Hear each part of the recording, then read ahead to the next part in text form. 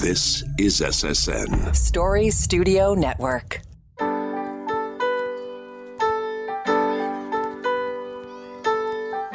Hi, my name is Pamela Fuselli, and I'm the host of Popping the Bubble Wrap.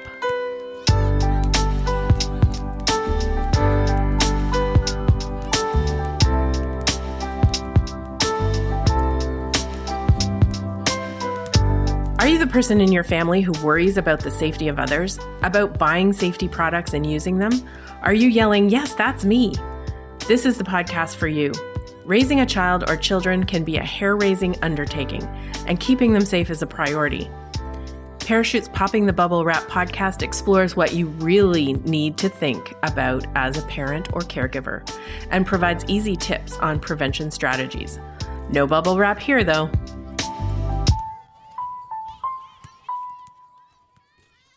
On a summer afternoon, there's no better way to cool off than to head to the local pool or lake and go for a swim. It's a joy to watch young children discover water. Good family fun all around. It's not news, though, that water can pose a risk to people of any age, and this is especially true for young children. Even just at home in the bathtub, the risk of drowning is present. In this episode, we'll discuss risks around, in, and on the water and strategies to keeping your child safe, whether at play or just getting clean. Joining me today are Brittany, Dave, and Liane. Thanks so much for joining me on Parachute's Popping the Bubble Wrap podcast. Thanks for having us. So water safety, this is a big one because it's relevant right away, starting when your child's an infant with bathing and in the bathtub, and then we kind of age into swimming activities. Can you talk to me a little bit about what water situations worry you most as a parent? And Brittany, maybe I'll start with you. Sure. So I'm in Saskatchewan, where we have ice over every body of water, probably for more of the year than we don't have it. I fell through ice as a kid, and it was the closest to death I've been, and I am deathly afraid of my kids being anywhere near ice. So that's usually the one that kind of makes my hairs stand up. I'll bet. Yeah, that's something that I think probably parents that do a lot of outdoor activities may be aware of as well. But maybe those of us that live in city settings might not be top of mind for sure. Dave, what's your worry or experience with water and your little ones? Unfortunately, I'm going to have to agree with Brittany because living in Northwestern Ontario, lots of ice, lots of water. My children are on the ice out at camp during the winter months, ice fishing, stuff like that. It's always in the back of my mind, safety out there. Yeah. Do they do swimming lessons or swimming in pools at all and they, things like they that? do. Yeah. My son's finished pretty much all his swimming lessons, and my daughter's working her way through it. So, and my step kids are all, working their way up through it too as well. And they love the water. Oh yeah, they're always in the water. When we're out of camp, everyone's swimming as much as possible. I know for when it's open water, it's usually an adult on the beach making sure that everyone's okay when we're out there. Right. And I guess, when you're talking about, falling through the ice and water issues, it's sometimes hard to determine how thick the ice is and how, whether it is safe to go and walk on or skate on or whatever activity you're doing on the ice. Liane, what's been your experience with water issues? Have you had, the bathing bathtub kind of experience or in pools, or have you also had experience on the ice and out on open water? So I'm situated in Ontario, so we are lucky enough to have access to a family cottage, and I think that's the one body of water that makes me more nervous because we all know that at the cottage there's lots of movement, lots of things going on, lots of people. So I would say that's one of the things. And also we have friends who have pools, so we're in a big city. When we're together with friends, I always have a little bit of anxiety when it comes to big crowds and lots of kids near the pool. My kids are still quite young. They're both under 4. So they're just beginning their water exposure. Bathtubs, I'm not so nervous because I think I set ground rules with my husband early on before the girls were able, like were born. It's like, you never leave my child in the bathtub by herself. If you have anything to do, you pick up the child. So those were like ground rules from day one, because I know how unsafe water can be. But I think it's a team effort to kind of keep everybody safe in all those settings. It's interesting you say that. Don't leave them alone for a second. I think a lot of parents think, "Oh, I'll just run out and get a towel," or, when we didn't have cell phones, it was answering the door or whatever. Just for a second, it won't, that I can be back in enough time. And too often, unfortunately, that isn't the case, because it is so quick and silent as well. Brittany, do you have a similar approach around bath time? Yeah, for sure. My kids are a little bit older. They're almost 7 and 9. So my 9-year-old is more into showers these days, which is a little bit less stressful. But my son is definitely still tumbly in the tub at times. So he's one that we for sure don't leave alone at all. I think what I've heard from your discussion is there's a number of different scenarios or different situations that you can find, water safety being of top of mind, even in the house or in a backyard pool or the lake, at the cottage. And with a lot of people around, I think a couple of you have mentioned, supervision and watching kids while they're in and around water. Dave, how do you respond if you and have you found your child or one of your children in a risky situation around water? Or what's your approach to that? You talked a little bit about supervising, but how do you do that in particular? Well, I think the old lifeguard in me kind of comes out, and and I'm very vigilant around the water, especially when the younger ones are near, keeping an eye on them all the time, and usually ensuring that we're no further than like waist chest deep, depending on their skill level for swimming. My oldest two they're pretty strong swimmers. The younger two are very, they're varying levels of comfort. So always someone on the beach, keeping an eye on them is usually the best way to do it. Or I'll be out in the water with them and I'll be swimming and ensuring that they're always safe. Always have a pool noodle or a floating device with me at that when I'm out there too. Mm-hmm. And what about life jackets or PFDs? Do you wear those as well? The youngest one used like one of those floaties, like don't know if you know what with the water wings and across the chest. Even with that, it's still someone's in the water with them, not left alone. I don't trust them.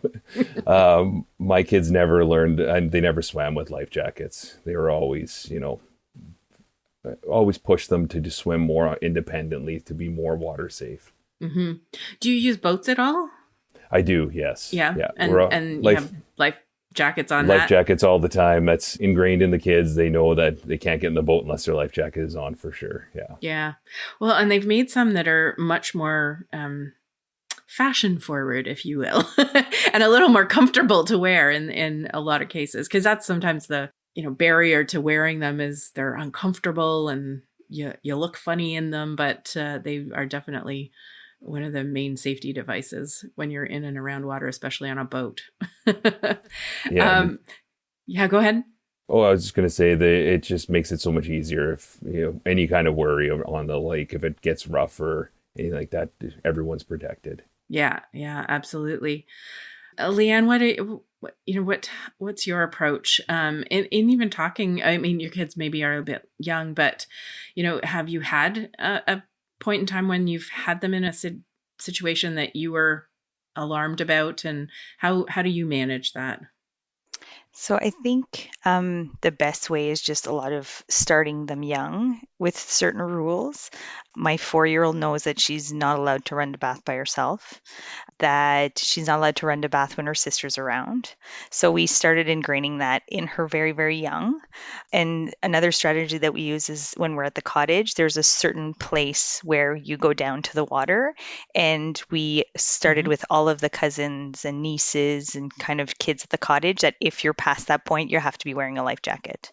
Okay. So they already know that, I need my life jacket, so they won't go near the water. And they also find an adult. So it's kind of like our way of setting ground rules before they even start discovering the water. Unfortunately, my kids haven't had that much exposure to swimming lessons and stuff like that because of COVID and because of the pools being closed. So we're just starting to catch them up. So that's one thing that we're trying to do with the children, is starting to get them exposed. And I feel like a lot of parents out there right now are in the same boat as I am, where we've been limited to the exposure of the courses available.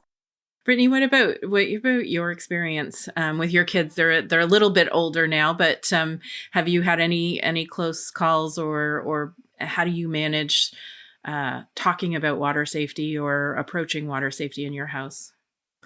Yeah, for sure. We did have a close call when my daughter was maybe 3 or 4. We were with some friends at a water park, and one kid managed to get loose and disappear from our group, and that was terrifying. And I was really thankful that it was a water park with a lot of lifeguards around. So it wasn't too long before we tracked him down, but it was definitely a scary moment.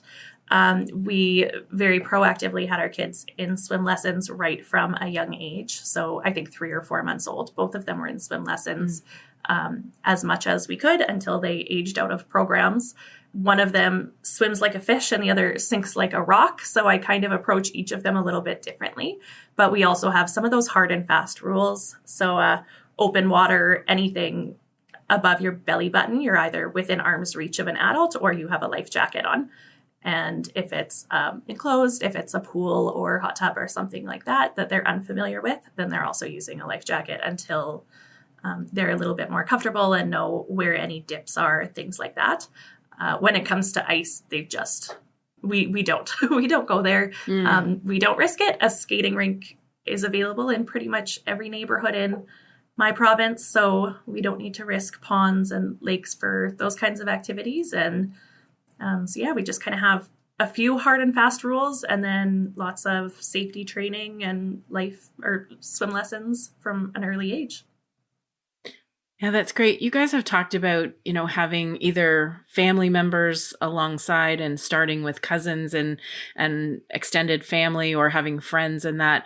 Have you run into differences of opinion with your friends or family, or people who think that maybe you're being too protective or not protective enough? In some other conversations I've had with parents, that sort of peer pressure or judgment has come up, and I wonder if it's come up in conversations around water safety or your approaches to that. Liane, you talked about having a family approach even with cousins. Has there been agreement amongst the adults or the decision makers? Yeah, so I think because of the exposure at the cottage and having young kids in the family, I think we always have stuck to that, just because you hear of those things in the media. Some people see it at their work. I have medical people in my family. I'm also from a medical background. So you hear these horror stories of someone turned their back for 2 minutes, no one was watching one of the kids, and the kids went under. So I think we have a very similar approach. Some people think that we're a little bit too over the top, but I feel like your child's safety isn't something to be nonchalant about. But I feel it's also, your exposure and your child's exposure. And like Brittany was saying, you have to treat every child with their own skill level. So I feel like you have to know where your children are, how experienced they are with water. So I'm sitting where my children are very young and have not had much exposure. So I think that's why I'm a little bit more hypervigilant. And I feel like when you explain that to people, that like they haven't been in the water a lot, they haven't been exposed to it a lot, we haven't done swimming lessons really because we haven't had the chance, I think they're a little bit more understanding. But I feel like, I think it's just having that agreement with the people you're around. And if those people aren't in agreement with you, then you're the one left supervising. And I'm okay with that. Right. Better safe than sorry. Dave, what about your family and your friends, going up to the cottage or activities around water? I think with my friends in particular, and their kids are all around the same age as mine, we're all on the same page. We haven't really spoke about water safety. We just know if the kids are down there, we're down there by the water, or the group of us are in the water with the kids to ensure that they're not too far away from us. Especially if we're swimming in Lake Superior, water's cold or shallow to a certain point, and then it drops off pretty deep. So we're pretty aware of our surroundings. Family-wise, our family's all on the same page. Family of lifeguards, and everyone is really vigilant of water and understands how dangerous open water can be. And if there's anyone who can't touch, it's always an adult in the water for sure. Right. Well, that's great. One less discussion to have with family is great. Yes. There's an agreement. Yeah. Brittany, are you in the same situation? Are you pretty consistent with your friends and family? Mostly. We do have one grandma who kind of flips to the other side and, gasps if the kids come too close to a deep puddle. So we just don't go swimming much with her, and that's fine because it keeps both of us happier in our relationship. Other than that, we do a lot of supervision because we have a lot of family members who maybe are a little bit more loose with the water safety rules with their kids. And we are totally fine with that because my husband and I both just love swimming. So we're usually in the water with them anyways.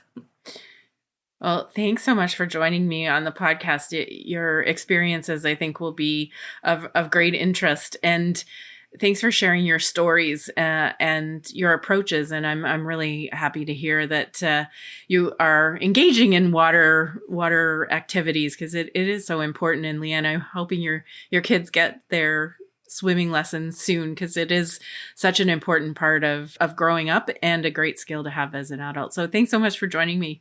Thanks for having us. Thank you. Thanks. Drowning prevention information and tips are available at parachute.ca/drowning. That's parachute.ca/drowning. It's time to open your parachute. Barbara Byers is the Public Education Director for the Life Saving Society and the Research Director for the Drowning Prevention Research Centre of Canada. Barbara is responsible for leading the collection, analysis, and dissemination of water incident research in Canada, which is used to guide the development of drowning prevention initiatives. Thanks for joining me, Barb. Thank you, Pamela. It's nice to be here.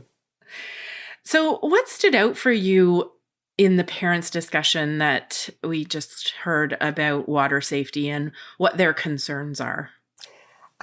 Overall, I was really impressed with all of them and how vigilant they are, how respectful they are about water, how engaged they are with their children, and how they are not deterred by potential family or friends who may be more lax and relaxed about it. So I thought they're super parents, and at obviously different ages, there's different issues, but I was really impressed.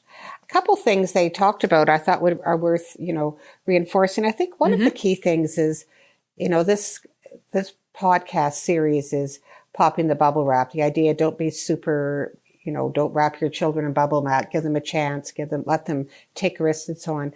And I agree with that. But I think around water, you've got to be really careful. I mean, just because, as you said as well, drowning can happen in seconds, like 20 seconds, and it's silent. So while you might say, okay, they can play in the backyard in the sandbox, they're 4 years old, and I can be in the kitchen and look out the window, they shouldn't play in the little wading pool in the backyard when they're 4 years old while you're in the kitchen. So I think you really have to look at the freedom you give them. And this happens with kids. At one point you're in the same room with them all the time. Then the next room you can see them and so on and so forth. But you have to kind of back it up a bit when it comes to water. And the best thing you can do to really keep your kids safe is as soon as you're able to is get them in lessons and keep them in lessons. And as they get older, they become stronger swimmers and so on. So when they are at an age like, pre-teens, where they really do want a lot of independence, they have the skills. I think that was sort of an important message to take away, that you really do have to keep your eyes on them. And all of these parents do. So when you think of, like when Liane talked about the bathtub, that is so important. And I remember when my grown children were in babies, and you're so tempted as a parent to think, I could fold laundry, I could do something, I could do something else. But as Liane said, you've got to stay there all the time because they could slip right under the water, even when they're, 4 or 5 years old. So you have to resist that urge to do something else and use your time wisely. You got to read books to them, sing with them, play with them, do whatever it takes, but stay in that room and keep your eyes on them.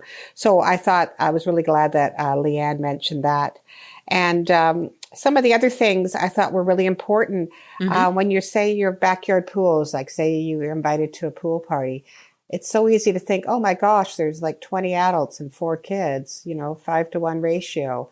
But all those 20 adults are talking to each other. They're not all watching the child. So I think there is a scenario where it's so easy for that child to, slip under the water while other people are theoretically watching, but not attentively watching. So I think in those situations, you really do have to be your child's lifeguard. You have to watch them. You have to keep your eyes on them. And my sister has a backyard pool, and we went up there in the summer, and I have little grandchildren now. And I was there and I thought, oh my gosh, my little 2-year-old grandson. I was scared silly. So I bought 3 life jackets for her to keep at her pool. Said every time a toddler comes to your pool, have them wear this life jacket as an extra layer of protection. Because you may think you're watching them all the time, but someone talks to you. You're grabbing sun protection lotion or a towel. So it's so easy when you're with a group of people to be distracted. And so I thought that was a really important sort of little conversation to have and think through when you're going somewhere. If you're going to a cottage or you're going to someone's pool, is to, as a parent, sort of say, okay, I'm going to watch this one and you watch that one. And if you can't, you let me know and we'll find someone else. It's like a designated parent or a designated supervisor or a watcher or something, right? We have the designated driver on in other areas, but a designated watcher, because a lot of times what we hear is, I thought you were watching the kids, right? So Barb, the Life Saving Society collects and reports on drownings in Canada. What did the data tell us about who is at most risk and why? Well, drowning is the second leading cause of preventable death for children and for children under the age of 10. And, many people may be surprised to hear that. And the age group of children under 5 is the age group with the greatest risk. So when we look at the statistics, we can see that children under 1, almost all of the drownings happen when they're in bathtubs. And between 1 and 4, 1 and 5, it's often in a pool or at the beach. So that is the high risk sort of setting for that age group. And about 90% of the time, the supervision was absent or distracted.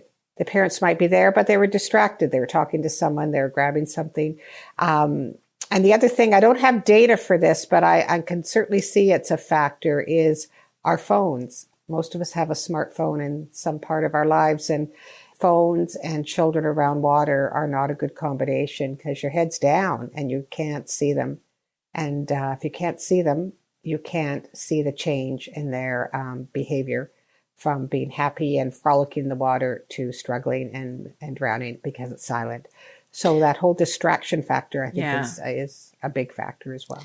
Well, and I think that silent piece is something that parents don't realize. I mean, we see the drowning scenes in movies or on TV, and we think that we will hear something happening and be able to respond, but it really is silent and it's very quick. And you talked a little bit about those layers of protection, swimming lessons being one, but what are some of your top water safety tips for parents? What should they really be focused on? I think what's most important, I was happy to hear Dave speak about how he's out in the water watching his kids at the beach or at the cottage, even though they're older, is that you need to be the lifeguard of your kids. Of course, when they're toddler, when they're in the bathtub, when they're at a pool, but even when they're older, because it's so easy not to see the transition. And lifeguards are trained to look at the change in their behavior, and from someone swimming, parallel to the water, which is normal, to all of a sudden going vertical and bobbing up and down. And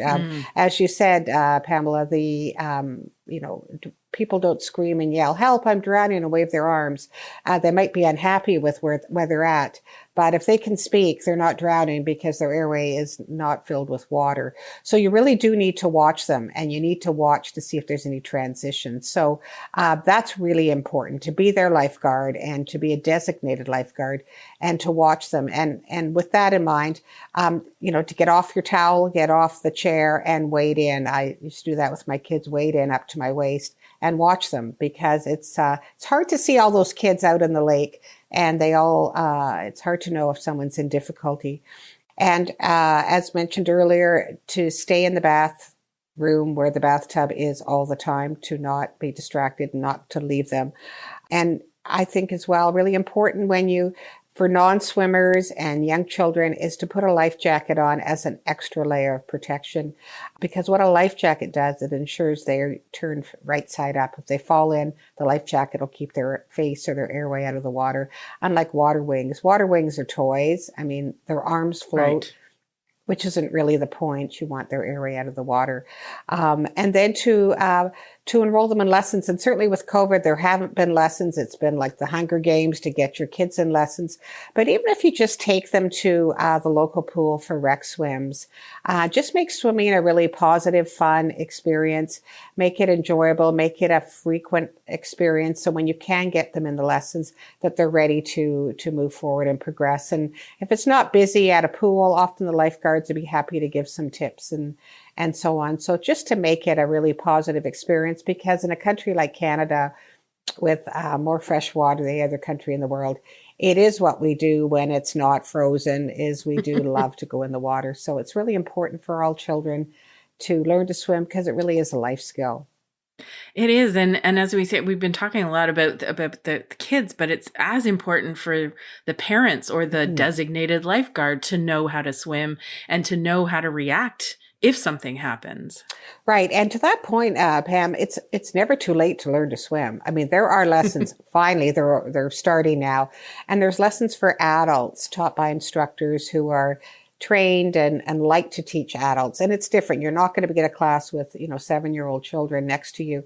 And Right. if you can learn to swim, and that means you can help your children if they get into difficulty. And also you can have fun with your kids. And I think in Canada, we all think of summer as our happy time to enjoy the nice weather and the water. So it's certainly more fun for you with your kids if you know how to swim as well. Yeah, absolutely. I think that the last thing would be for those of us with backyard pools, the other layer of protection would be the 4-sided pool fence. We often fence off our pools to protect the neighborhood, but that 4 side of the fence between the house and the pool won't in and of itself necessarily prevent drowning, but it certainly buys parents a little bit more time to realize where the children are, because you talked a little bit about in terms of the data, the stats that oftentimes it's in backyard pools that kids are drowning. Exactly. And so that fourth side of the fence with the gate and the self-closing, self-latching gate really helps reduce that human error factor. Because you may say, oh, well, we always lock the sliding door in the house and maybe we have an alarm. But, it's very easy not to do that. Or you have a guest over, an older child, and they forgot and they didn't. Mm-hmm. So if you have that extra fourth fence, then you're reducing the chance for human error. And you're making it more difficult for anyone. And you can control. What you really want to do, especially with, children of all ages, but young children, is you really want to control access to the pool area. So they can't get there until you've decided that you're going to be there. You can watch them. You can open the gate. You can get them in there. And you can have fun. Right. Very, very important. And many people think, oh, well, that fence is so ugly. It's so unattractive. I've seen beautiful fences that fits very nicely into the landscaping of the yard, and it does not look awkward or odd. And I really encourage people to think out of the box and look at what the possibilities could be for the safety of your family. And you may think, oh, well, we just have teenagers or we have older kids, but people often entertain in their pool, and they'll have friends over, friends with younger kids and so on, with that pool party situation. So I think you'd never regret wanting to have that extra safety for your family and friends. Yeah, those layers of protection are so important because it buys parents time. And if I know parents, buying them time is something that is really valuable for them. Absolutely. So, And I thanks think so much. one more thing, Pam, I think it's really important if you have a cottage or if you have a pool and you have guests over, is you set the rules, this is what we do. So toddlers wear life jackets. The cottage, kids wear life jackets when they're in deeper water. Everyone wears a life jacket in a boat. Parents have to watch. Just lay, these are the rules, these are the guidelines, this is what we do. And I think other guests are probably grateful because it takes the pressure off them. And in many cases, they may not have thought of it themselves. Absolutely, especially if they don't have a cottage themselves, right? So thanks so much for joining me. It's been really interesting and informative. I know parents are really looking for this kind of information. So thanks so much. Thank you, Pamela.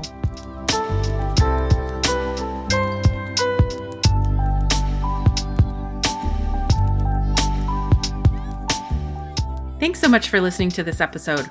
Popping the Bubble Wrap is a podcast of Parachute, Canada's national injury prevention charity, whose mission is for Canadians to live long lives to the fullest by preventing serious and fatal injuries. We release episodes every 2 weeks. On the next episode, we'll be talking about play spaces. Help us reach parents and caregivers by sharing this link with your friends and family and giving us a 5-star review wherever you listen to your podcasts. Popping the Bubble Wrap is produced for Parachute by Story Studio Network and Eye Contact Productions.